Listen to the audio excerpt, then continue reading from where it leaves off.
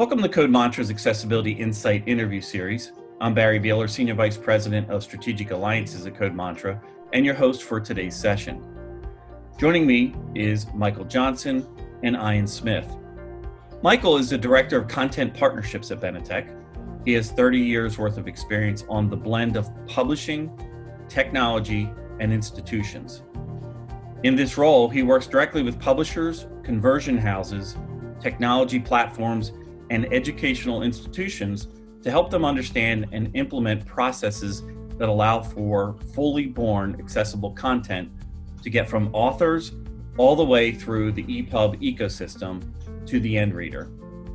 Joining Michael is my colleague, Ian Smith, who is our Director of Accessibility Platforms and Solutions at Code Mantra. Ian has been a technologist all of his career and more recently architected Code Mantra's document accessibility remediation platform called Accessibility Insight.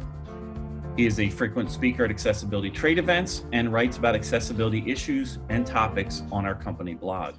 We're here today, Ian, to talk a little bit around accessible documents, and they are not all equal. So let's start with you on this question. Can you describe what fully compliant means for a digital document and why it matters?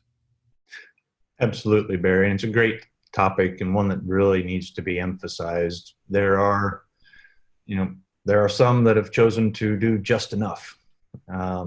Just enough meaning to pass a machine test case, if you will. Just enough is not enough. The documents and the intent here is to create truly usable content. That's the reason, that's the purpose, is so that consumers of this information can truly have equal access to the content and information that's present as anyone else would. So ensuring that a fully compliant document is not only, quote, accessible by the standards, but also is actually usable is a very important component.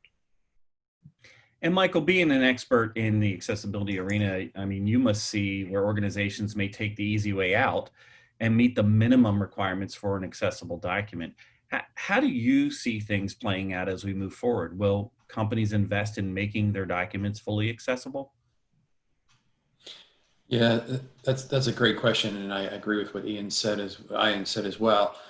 The issue about how accessible is accessible comes up all the time in our work at Benetech, and the reason that we created our GCA Certified Accessible program is so that publishers or conversion vendors or whoever it happens to be that has the content or needs to use the content can go through our process and get that label, independent third-party label. Yes, this content is fully accessible. So you run into things, if it's text only, then even if you didn't put a lot of effort in, most assistive technology will take care of it. But as soon as you depart from, it doesn't always work, but that's the sort of thing that Ian was mentioning, that you can go through with the machine and kind of ramp it up a little bit and tick that box. But as soon as you start injecting things like drawings, maps, photographs, other images, that's going to break down immediately, and you need to do a good job describing those. If you think about it for a minute and you just close your eyes, and a critical part of this page or this chapter are the images of, say, various stages of building a building, right?